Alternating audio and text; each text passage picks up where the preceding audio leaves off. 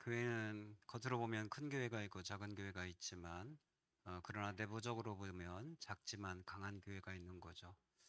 이번에 새로운 단어를 배웠는데 강속교회가 있다 그러더라고요. 강하지만 작은 교회. 참 굉장히 멋진 단어다 생각을 했습니다. 저희 교회도 굉장히 작은 교회지만 강한 교회다 그런 생각을 하고 제 마음 가운데 아직까지도 그 설레임이 있습니다. 저희가 양백배를 돕기 위해서 여러 가지 일들을 해왔습니다. 재정적으로 보면 굉장히 작은 일들이지만 또 에너지가 들어가고 또 거기에 찾아가야 되고 또 조율하고 이런 과정들이 있었고 이제 마지막으로 문을 교체하는 곳에 저희들이 50% 정도 후원을 하게 되었습니다. 그 모든 과정들도 역시 또 세밀한 그런 밑작업들이 필요했던 것이고 그래서 지난 금요일 날 작업을 했습니다. 하나님께서 정말 좋은 날씨 주셨어요. 그 두 분이 오셔서 작업하셨는데 모든 것이 이렇게 술술 풀린다고 그렇게 말씀하시고 너무 좋은 날을 잡았다고 말씀하시고 전날까지 굉장히 추웠는데 금요일 날 갑자기 날씨가 확 풀리면서 작업하기가 굉장히 좋았습니다. 제가 문을 선택하긴 했지만 실제로 문을 보면서 너무 만족스러웠습니다. 이게 3도어인데 저희도 뒤에 있죠. 요즘 문이 새로 나와서 얇으면서도 굉장히 부드러웠어요. 얼마나 여러 번 닫았다 이렇게 열었다 닫다 열었다 했는지 몰라요. 너무 신기한 거예요. 너무 마음에 들고 너무 참 좋다. 이런 그리고 바깥에 출입문도 역시 마찬가지고 앞에 이제 마루처럼 깔아 주었는데 그것도 정말 깔끔하고 아름답게 이제 잘 되어졌고 그다음에 더 놀라운 것은 공사가 거의 마무리될 때 그 공사 차량을 이렇게 보니까 스텐으로 된 큼지막한 철판이 있는 거야. 발판이거든요. 그래서 그 철판에 오돌오돌 이렇게 나 있어서 미끄러지지 않게 하는 그게 하나가 실려져 있는 거예요. 사실 내심 제가 걱정했던 것은 그 앞에 마루 깔고 그다음에 현관이 이렇게 조그맣게 있고 현관 바깥에 쪽으로 약간 비스듬하게 시멘트가 같이 돼 있어요. 현관에 연결돼서. 그래서 혹시 우레탄을 깔면 그러니까 시멘트를 깔면 비 오고 할 때 미끄럽지 않을까 걱정했는데 이거 분명히 우레탄 깔면 약간 미끄러울 수 있다 이런 생각을 했는데 차에서 그게 보이게 됐어요. 그래서 혹시 이거 깔아주시려고 갖고 온 것인가 했더니 그렇지 않대요. 전에 공사하다가 남은 거 실어놓은 거래요. 그래서 부탁을 해서 그 약간 경사진 곳에 그거까지 녹슬지 않는 발판까지 철판, 두툼한 철판을 그 시멘트에다가 구멍을 뚫고 고정을 했어요. 그것까지도 하나님이 예비하시는구나. 아, 참 신비롭다. 그랬습니다. 우리 유건사님하고 우리 임원출 집사님 같이 따라갔는데 제가 임원출 집사 옆구리 찔러서 10만 원 내놓으라고 해가지고 그 10만 원에 설치 더 했어요. 아, 저는 속으로 생각해요. 저는 전혀 생각 못해 그냥 가서 보면 좋겠다 했는데 아, 어떤 현장에 성도를 데리고 가는 것은 돈을 쓰라고 데리고 가는 거구나. 전 처음 이제 깨달은 거예요. 아, 항상 데리고 갈 때는 돈을 써야 되는 거구나. 이런 생각을 하고 따라가셔야겠구나. 이런 생각을 했어요. 하나님께서 그것까지 예비하실 줄 누가 알았겠습니까? 그 염려했던 것을 그 발판을 보면서 하나님이 해결하게 하셨어요. 근데 지금까지 저희가 여러 교회 섬기고 많은 도움들을 드리지 않았습니까? 근데 이번엔 좀 느낌이 달라요. 하고 나서도 계속 생각이 나고 뭔가 이렇게 설레임이 있고 하는 건 이건 처음인 것 같아요. 며칠 동안 이렇게 여운이 남고 한번 또 가서 그 분을 보고 싶다라는 마음이 갖는 건 이거 왜 그런지 모르겠어요. 네, 가만히 찾아보면 정말 하나님이 기뻐하신 일이었기 때문에 동기도 순수했고 과정도 정말 조심스럽고 기도하는 가운데 했기 때문에 하나님이 정말 기뻐하시는 거구나 그런 생각을 해요. 사실 일주일 동안 조금 힘든 시간을 보냈는데도 그 생각을 하면 아직도 가슴이 설레인 그런 마음이 들어요. 또 여러분의 섬김이 있었고 했기 때문에 너무 감사하고요. 저희가 그 교회에 총 지출한 비용은 125만 원 지출했습니다. 여러분이 또 음으로 양으로 도와주시고 하셔서 무리 없이 잘 지출했고 그리고 아직 20만 원이 또 남았어요. 그래서 차고 넘치도록 하나님이 여러분의 손길을 통해서 보태 주셨어요. 또 다른 교회를 하나님이 섬길 수 있는 기회를 또 주시지 않을까 그런 생각하고, 그 모든 축복은 또 저희 교회와 또 여러분의 삶 가운데 그렇게 부어질 줄로 믿습니다. 자, 오늘의 말씀의 제목은 안 될 때가 있다 그러나 하나님이 하신다. 안 될 때가 있다 그러나 하나님이 하신다라는 제목으로 말씀을 은혜 나누도록 하겠습니다. 유다가 바벨론에 의해서 철저하게 파괴되었습니다. 바벨론 군사들이 유다 백성들 가운데 쓸만한 사람들은 다 포로로 끌고 가 버렸습니다. 그렇게 바벨론에서 70년간의 포로 생활을 하게 되어집니다. 그렇다고 한다면 끌려간 사람은 끌려간 사람이고 폐허가 된 상태로 남겨져 있던 유다 땅은 어떻게 됐을까요? 그것은 완전히 황폐해지게 되었습니다.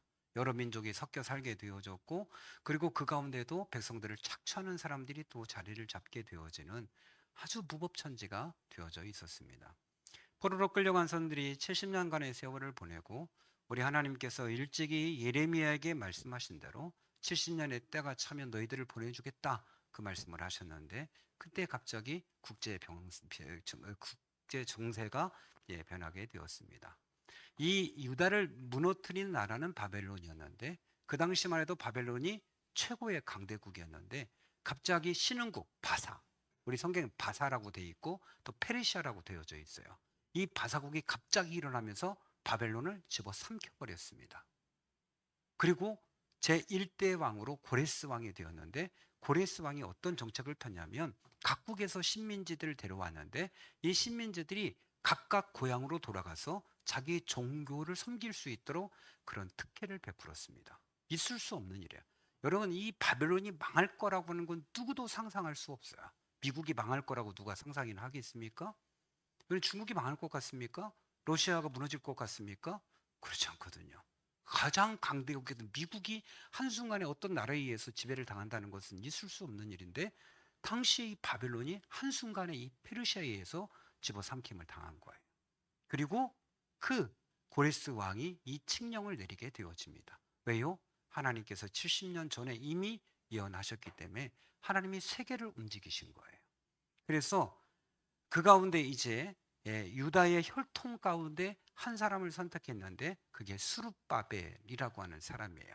이 스룹바벨을 총독으로 세우고, 유다의 총독, 네가 백성들을 이끌고 가서 유다의 성을 다시, 유다의 성전, 예루살렘 성전을 다시 재건하라 해가지고 백성들을 일으켰는데, 그 숫자가 약 5만 명이 됩니다. 정확하게는 49,897명인데 약 5만 명의 사람들이 우리가 동참하겠습니다 해서 따라 나서게 됩니다. 여행을 통해서 그들이 예루살렘에 도착을 했습니다. 여러분, 포로 생활 70년 했어요. 그러면 어렸을 때 끌려갔던 갓난아기도 70이 넘었어요. 10대 때 끌려간 사람은 80이 된 거예요. 그래서 좀 어느 정도 나이가 차서 간 사람들이 이미 다 죽은 거예요. 지금 우리가 다시 우리의 아버지의 고향, 할아버지의 고향 예루살렘으로 돌아가서 성전을 세우겠다라고 하는 사람들은 2세대 사람들이에요. 어떤 사람들은 3세대도 그 가운데 있는 거예요. 그들이 꿈을 가지고 우리가 드디어 가서 우리가 소망하던 그 예루살렘 성전을 세우자라고 와보니까 성은 다 불탔고 회파됐고 나라는 엉망진창인 거예요. 제대로 나온 나라가 되지 않았던 거예요. 그런 가운데도 그들이 소망 가운데 성전을 세우려고 했는데 자원이 부족해요. 자원이 없어요. 또 그 가운데도 패권을 쥐고 있는 자에 놓지 않고 계속해서 공격을 해오는 거예요.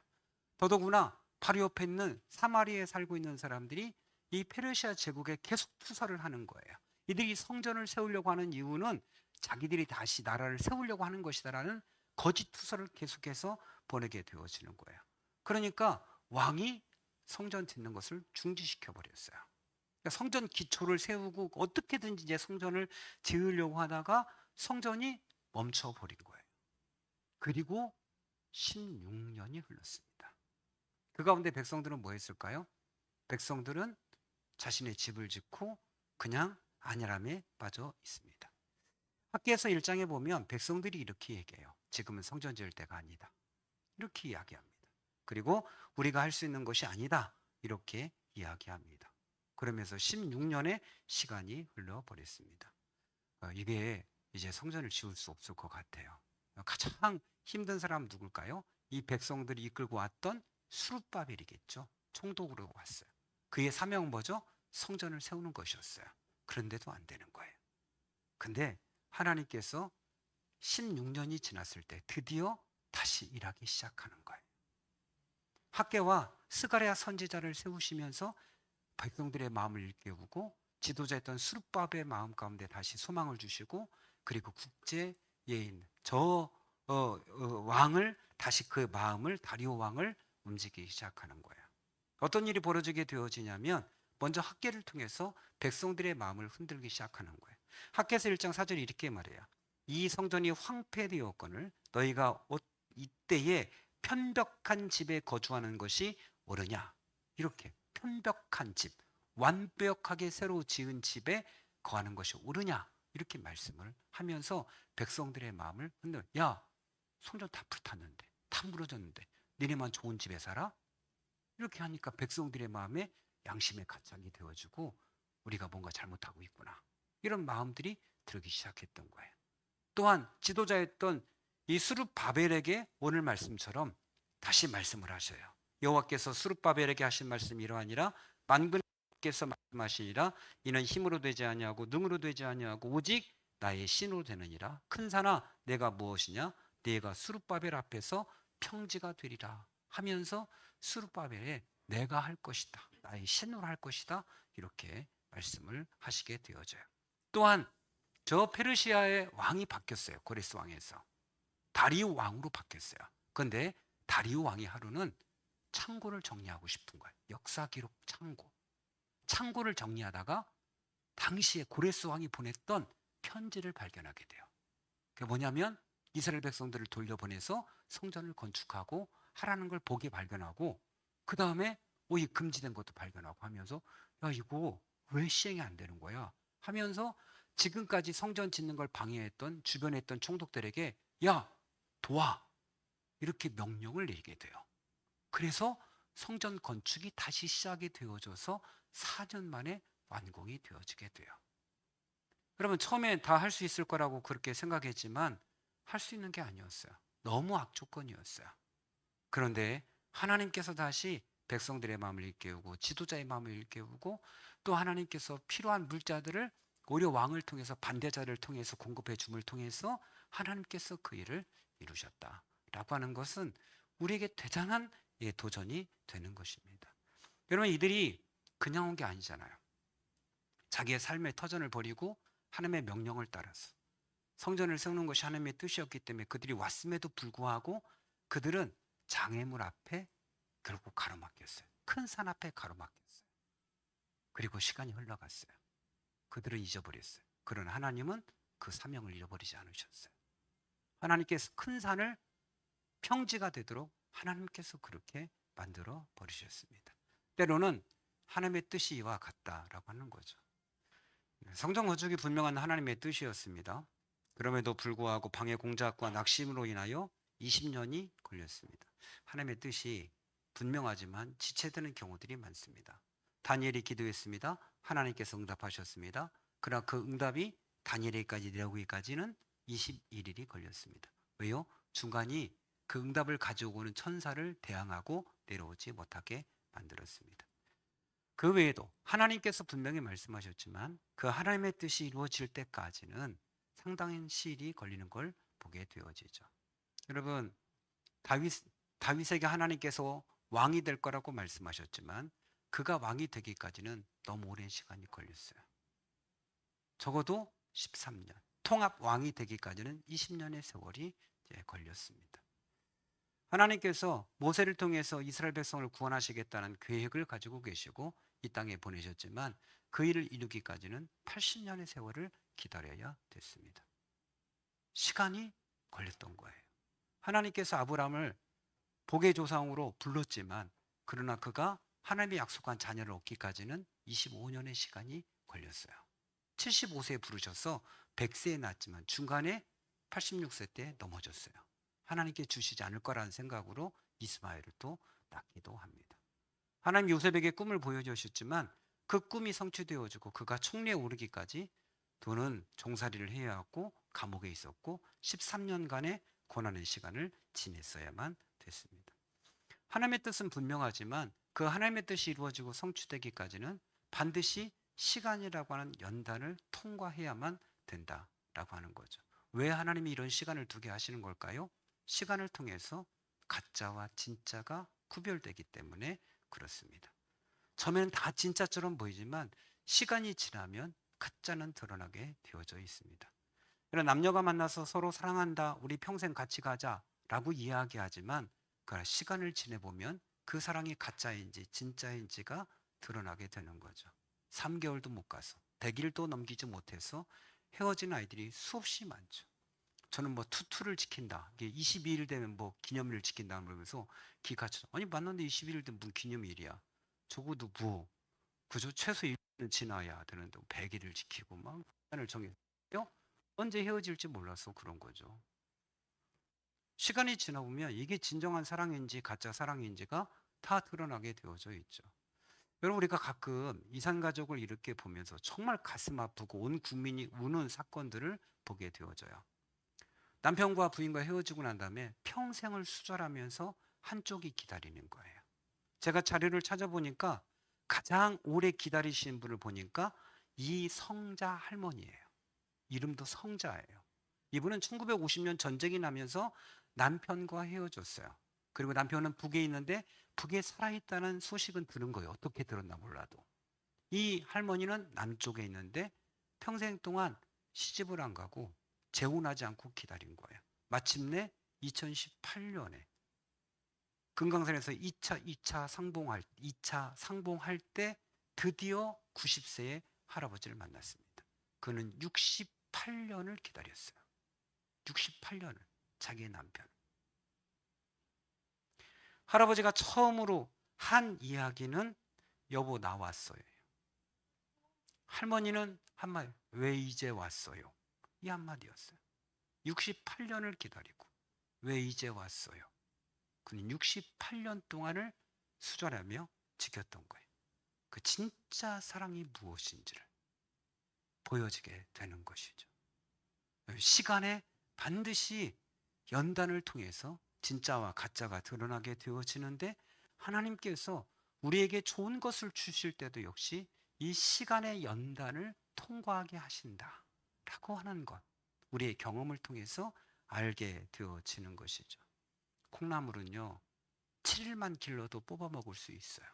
그러나 과일나무는 최소 3년은 기다려야 돼요. 좋은 것은 오래 기다려야 돼요. 도라지는요 1년 내에 뽑아 먹을 수 있어요. 그러나 좋은 산삼은 100년이 지나야 돼요. 도라지도요, 밭도라지 물론 오래 묵힐 수 있어요. 그러나 산도라지 10년 20년 된 것들, 바위에 뿌리를 내고 있었던 도라지, 산삼 못지않은 도라지, 이건 오랜 시간을 견디어 낸 거예요. 여러분, 대나무를 심어서 높이 올릴 수 있지만 그러나 오래된 50년 100년 된 거목에는 그것을 통해서 농도 만들고 벤치도 만들고 가구도 만들고 또 그 밑에서 있을 동안 사람들이 쉼을 얻고 그걸 보고 감탄하고 그렇게 되어지는 거예요. 하나님도 역시 마찬가지입니다. 우리에게 기다림을 통해서 아름다운 열매라고 하는 것을 주게 되어져 있는 거죠. 반대로 기다리지 못함을 오히려 큰 어려움을 겪는 사람들도 있죠. 사울이 블레셋과 전투를 하게 되었습니다. 거기 보면 정한 기한에 사무엘이 와서 제사를 드리기로 했어요. 그러니까 정한 기한, 내가 7일째 가겠다, 이게 정한 기한이에요. 전쟁터에서 7일을 기다리고 있는 거예요. 사울 왕은 쉽지 않아요. 왜요? 저쪽에 있는 블레셋 군대가 너무 강하고 그 모습을 본 백성들은 흩어지기 시작하는 거예요. 여기 있다 죽게 생겼다. 7일이 다 되었는데 백성들은 더 이상 기다릴 한계가 온 거예요. 그러니까 조금만 더 기다리면 되는데 이제 기간 온다고 하는 그 시간이 다 됐는데 그걸 못 기다리는 거예요. 그러니까 안 되겠으니까 사울 왕이 자기가 제사를 드려버려요. 제사를 드리고 나니까 그때 사무엘이 도착한 거예요. 어떤 분들이 이야기를 사무엘이 7일간 늦은 거 아니에요? 아니요. 정한 기간이 있었던 거예요. 7일째 갖게 했던 거예요. 그 기간을 기다리지 못했던 거예요. 여러분, 슬기로운 처녀, 다섯 처녀, 미란 다섯 처녀 이야기는 뭡니까? 기다리지 못한 거예요. 예비하고 기다리지 못하다가 결국 맞이하지 못한 거예요. 우리도 역시 하나님이 정하신 기간이 있다라고 하는 것이죠.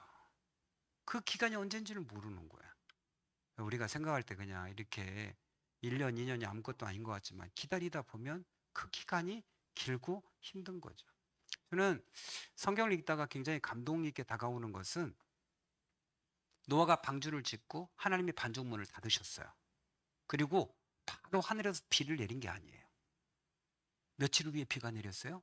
7일 후에 비가 내렸어요. 얼마나 부담스러웠을까요? 아니 동물들도 다 있고 이미 방주는 다 지어졌고 방주도 지은 기간이 거의 한 80년 이상 방주를 지어서 안에 있는데 비가 안 오는 거예요. 비가. 하루 이틀 3일 7일 동안을 그들은 비 안 오는 것을 왜 하나님이 그 비를 안 주실까요? 아니 방주문 닫았으면 바로 비를 와야지. 마지막 기다리게 하시는 거예요. 마지막 노아와 가족을 시험하시는 거예요. 못 참고 뛰쳐나오면 죽는 거예요. 이런 이야기는 너무 많지 않아요. 성경에는 곳곳에서 나와요. 아니 엘리야가 하늘의 갈멜산 꼭대기에 불을 끌어내려서 다 잼을 다 태웠잖아요. 근데 문제는 뭐예요? 비가 안 와요. 비가. 간절히 머리가 무릎 사이에 들어가게 그렇게 간절히 기도하고 또 가서 게하시에게 가서 혹시 구름 밀려오나 봐라. 그걸 반복해요. 7번을. 그 7번째 되니까 저 끝에 손바닥만한 구름이 떱니다. 그러니까 됐다. 이제서 그래요. 아니 하늘에서 불을 내려서 모든 재물을 다 태웠던 그분께서 왜 그렇게 간절히 한번 기도하고 비가 안 와. 또 기도하고 또 구름도 안 보여. 또 기도하고 또 기도하고 마지막까지 그 순간에도 하나님 그의 믿음을 달아보시고 시험하시는 거예요. 이게 하나님이에요. 네가 그때까지도 기다리고 참을 수 있느냐? 엘리야가 만약에 7번 기도했는데 구름이 없다. 그러면 10번 하지 않았을까요? 20번 하지 않았을까요? 비가 올 때까지 기도했겠죠. 비가 올 때까지. 하나님이 그거 보신 거죠. 아람 장군 나만에게도 요단강에 가서 7번 목욕하라고 얘기해요. 한 번 들어가면 아니요. 7번이에요. 우린 그냥 성경에 나온 이야기고 쉽게 생각하지만 그게 아니잖아요. 그의 믿음을 보시고 기다림을 보시고 인내를 하나님께서 이제 보시는 거죠. 결국 싸움 뭐예요? 인내하느냐 인내하지 못하느냐 거기에 있는 거예요. 여러분 성경에 여러 가지 많은 권면이 있습니다만 그러나 그 가운데 갈라디아서 6장 9절 우리가 선을 행하되 낙심하지 말지니 피곤하지 않으면 때가 이름에 굳으리라. 저는 그 앞에 있는 우리가라는 단어에 주목해요. 지금 누가 말하는 거예요? 바울이 얘기하는 거예요. 이건 바울 자신에게도 하는 이야기예요. 우리가 낙심하지 말지니. 자기에게도. 왜요? 바울도 낙심이 되니까 하는 이야기가 되겠습니다. 우리는 시편 기자의 한탄을 우리가 보게 되죠. 그들이 가장 많이 했던 한탄은 어떤 겁니까? 주여 언제까지입니까? 그거예요. 주여 언제까지입니까? 항상 그들의 고백은 주여 언제까지입니까? 그 한탄이었어요. 네, 하나님께서 결국은 하나님의 때가 되니까 일하기 시작하셨어요. 오늘 말씀에도 보면 나오고 4장 9절에도 스룹바벨의 손이 이 성전의 기초를 놓았은즉 그의 손이 또한 그 일을 마치리라. 이는 만군의 여호와께서 나를 너에게 보내신 줄을 알게 하리라. 이거예요. 그가 기초 놓았으니까 내가 이루겠다. 뭘로 되는 거예요? 하나님의 힘으로 기다리고 참고 있으면 되어진다라고 하는 거예요. 여러분 우리 활봉교회가 세워지는 그리고 여러분의 믿음의 명문 가정이 되는 건 잘 되면 얼마나 좋겠습니까? 술술 되어지면 얼마나 좋겠습니까? 술술 되기도 하죠. 어떤 교회들은 1년 만에 500명 됐다. 1년 만에 2000명 됐다. 이런 간증 들을 때마다 그렇지 못한 교회들, 목회자들은 자신의 미력함, 무지함을 탓하고 가슴을 치는 것은 사실입니다. 그러나 그건 특별한 케이스고 대부분은 힘들고 어려운 과정을 겪게 되어질 수밖에 없습니다. 느끼는 건 뭐죠? 내 힘으로는 안 되는 거구나. 이걸 깨닫는 거예요. 예배 전에 기도하면서 하나님께서 그런 감동을 주셨어요. 그러면 제일 처음부터 와서 하나님 앞에 했던 많은 기도 가운데 하나님 떠나게 해주십시오. 이 강단 앞에 무릎 꿇고 하나님 저를 보내주십시오. 더 이상 버틸 수가 없습니다. 기도했을 때 하루는 하나님께서 제 마음가운데 정말 보내주랴 라는 강한 말씀을 주셨어요. 그 순간 기도를 멈추고 제가 보내주세요 하면 하나님이 보내시겠다는 확신이 왔어요. 그때가 있잖아요. 특별한 순간 제가 떠나겠습니다. 그럼 하나님이 정말 보내주시겠구나. 근데 차마 내가 보내주랴 라는 속에는 그 이면에 너 가면 안 돼 라는 그 하나님의 마음이 담겨져 있는 걸 느꼈어요. 그래서 하나님 앞에 아닙니다 이야기를 했어요. 그래도 중간에 옮기고 싶어서 다른 교회와 함께 바꿀까 해서 가서 인사도 하고 그리했어요. 제가 나중에 최종 결정으로 안 되겠습니다. 저는 적어도 바꾸려면 저보다 나은 목회자가 와야 된다. 나도 이보다 더 좋은 교회를 가야 된다. 두 가지 원칙이 있었는데 두 개가 잘 맞지를 않았어요. 그 교회가 더 좋은 교회였지만 그 목사님은 저보다 나아 보이지는 않았어요. 교만한 게 아니라 진짜로. 그래서 안 되겠습니다. 이야기를 했어요. 나중에 신명수 권사님이 이 모든 상황들 몇 군데 제가 그리 하고 다닌 걸 알고서 목사님 다 알아요. 그래서 뭘 하시는데요? 그랬더니 다 알아요. 벌써 알잖아요. 말 속에 다 알아요. 그래서 뭘 하셔요? 네, 다 알아요. 목사님 그러시면 안 돼요. 그러고 얘기가 끝났어요. 참 사람의 말에는 그 녹아져 있는 게 있어요. 아들이 이제 그리스도교 목사였기 때문에 소문이 났던 거죠. 뭐. 이 목사님이 다른 교회로 바꾸려고 한다 이런 소리를. 그 모든 과정들을 하나님께서 떠올리시면서 내가 너를 여기까지 오게 한 건 네가 온 게 아니라 네 멱살을 잡아서 내가 오게 한 거다. 이런 감동을 주셨어요. 그리고 네가 원하는 건 내가 해주지 않았느냐? 말씀하셨어요. 네 자식들 네가 원하는 대로 해주지 않았냐? 말씀하셨어요. 네가 돈 때문에 궁할 때 내가 너에게 투잡을 뛸 수 있는 길을 열어주지 않았느냐? 하나님이 말씀. 그 외에도 하나님이 다양한 감동을 주셨어요. 네가 갈 수 있도록 내가 도와주지 않았냐? 그러고 보니까 왔던 것은 내 객기로 왔던 거고 제대로 걸어온 건 하나님이 제 멱살을 끌고 여기까지 오게 하신 거예요. 지금도 역시 하나님 제 멱살을 붙잡고 계셔요. 저는 수없이 하나님 더는 못 갑니다. 저는 여기까지입니다. 하나님 제가 이 정도 리모델링 했으면 되지 않아요. 제 연금 털어서 했으면 하나님 그만 놔주세요 라고 얘기했지만 하나님 이 정도 땅 샀으면 됐잖아요. 제가 여기까지 하면 되지요. 하나님은 아니다고 계속 말씀하셨어요. 저는 확실하게 하나님이 옳다고 지금도 믿고 있습니다. 늘 하나님 앞에 하나님 저는 여기까지 하면 됩니까? 라고 묻지만 하나님은 제 멱살을 아직도 힘껏 부여잡고 계십니다. 분명한 것은 참고 나가면 하나님이 왜 그리 하셨는지 하나님께서 왜 이렇게 끌고 가시는지 우리는 알게 될 것이다. 하나님 무엇을 이루려고 하시는지를 알 것이다. 그리 믿습니다.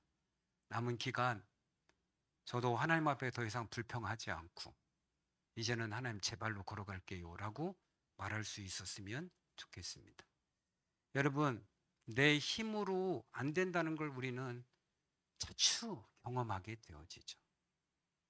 스룹바벨도 경험했던 거고 이스라엘 백성들도 경험했던 거죠. 누가 하시는 거죠? 그다음에 힘으로 능으로 아니 되고 오직 여호와의 신으로 가는 거다. 하나님이 은혜 베푸시고 능력 주시고 사람들의 마음을 감동하시고 새로운 꿈과 환상과 말씀을 주시고 모든 상황과 여건들을 하나님이 또 그렇게 바꾸시면 이루어지지 않을 것 같은 성전 건축이 이루어지는 것처럼 하나님의 나라는 그렇게 세워져 가는 거죠. 이 교회에도 이 지역에도 여러분의 가정에도 직장에도 하나님의 나라가 그렇게 세워져 가는 거죠. 베드로 큰 소리 뻥뻥 쳤지만 그날 밤 무너졌잖아요. 그를 세우신 분은 누구셔요? 하나님이 세우셨죠. 하나님은 어떤 분이신가? 예레미야 33장 1절부터 쭉 보면 이를 계획하는 여호와 그것을 지어 성취한 여호와가 이같이 이르노라. 너는 내게 부르짖으라 내가 네게 응답하겠고 네가 알지 못하는 크고 비밀한 일을 내게 보이리라. 그렇게 말씀하셨어요. 일을 계획하고 지어 성취하는 여호와. 너는 기도해라. 뭐예요? 내가 계획한 걸 성취할게. 이렇게 말해요. 우리의 기다림은 언제까지인지 모릅니다. 그러나 하나님이 계획하셨으면 그분이 이루실 거예요. 저는 어렸을 때 은혜 받고 하나님이 저에게 보여주는 환상이 있어요. 교회 사택에 그 거실에 이렇게 누워 있을 때 하나님이 저에게 저의 미래를 보여주셨어요. 유일한 환상. 제가 가지고 있는 조그만 소망이 둥그렇게 이렇게 떠올라올 때 그때 하나님께서 저를 향한 계획이 큰 밝은 태양보다 더 크게 큰 계획이 둥그렇게 저를 향해 떠올라왔어요. 너의 계획은 이거지만 내가 너를 향한 계획은 비교할 수 없이 어마어마한 큰 계획이다. 하나님이 보여주셨어요. 여러분에게도 역시 마찬가지일걸요. 요셉의 꿈은 요셉의 꿈이 아니었어요. 하나님의 꿈이었어요. 아브라함의 꿈은 아브라함의 꿈이 아니라 하나님의 꿈이었어요. 우리 교회에 주신 꿈은 우리가 꾸는 꿈이 아니라 하나님이 주셨기 때문에 우리가 입술로 고백하는 거예요. 여러분의 가정의 믿음의 명문 가정이 되는 건 하나님의 꿈이에요. 우리가 해야 될 건 뭐죠?